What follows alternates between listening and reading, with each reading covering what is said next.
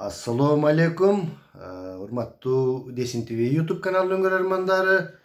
Moskvadan сүйлөйбүz. Men sizlerge bir kандай деп койсом экен? Bir маалыматты айтып коймокчу болдум. Ушул өзүмдүн кабинетимде кече күнү нокаттык bir жигитти бел ооруган экен, массаж кылып жатсам, ал мага bir окуясын айтып берди. Ошондой окуяларга туш болуп калбас үчүн эми кээ бир мындай түшүнүгү күчтүү юридикалык жактан сабаттуу адамдар мындай нерсеге барбашы мүмкүн, бирок көпчүлүк эле карапайым адамдар мындай алдамчылардын тузагына түшүп калуусу мүмкүн. Эмесе сөз башынан болсун, урматтуу көрөрмандар. Менин каарманым, атын айтпай эле коеюн, ал жигит ошентип суранды. Машина алыптыр бул жерден, жылы да жакшы, баасы да жакшы. Анан Орус улутундагы адамдан алган экен. Ал киши айтыптыр, мен ГАИге барып өзүм документин оформить этип, жанагындай баардыгын ырастап берем дептир.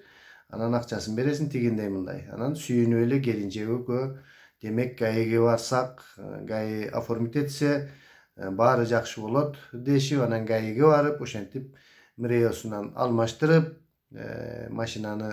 машиналуу болуп, анан үйүнө келиптир. Келип, анан баягы досторуна кээ бирлерин айтып, ушундай машина алдым, тигиндей мындай деп маалымат кетирген. Анан бир дос айтыптыр, машинаң залогдо турбайбы экен, ошол жагын текшердиңби деп. Бул болсо эми ГАИ аркылуу болгондон кийин уурдалды, угондо барбы, жокпу деген гана жактарын текшеришкен экен. Бирок кандайдыр бир кредитте залогдо турабы, турбайбы, ал жагын текшерген эмес экен.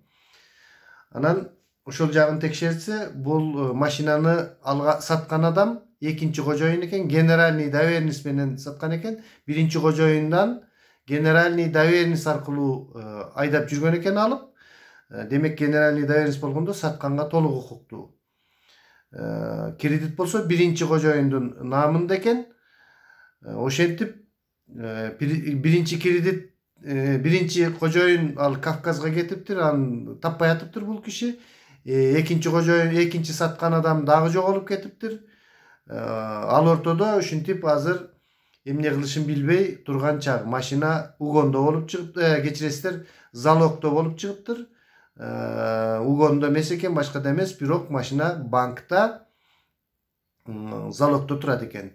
Мына ушундай нерселерге туш болуп калуу толук мүмкүн экен. Ошондуктан документтерди караштырганыңыздарда угондо барбы, жокпу, андан сырткары кандайдыр бир банкта залогдо турабы, турбайбы, ушул жагындагы карап коюңуздар керек экен. Ошол жигиттин айтканын сиздерге оозмо ооз, сөзмө сөз жеткизип жатамын. Сиздер менен Desin TV YouTube каналы болду. Биздин каналдын башкы спонсору Москва шаарындагы Вычетича көчөсү 12 4-чү строенияда жайланышкан кыргыздардын мончосу Бодрос деп аталат. Келиңиздер ошол мончого.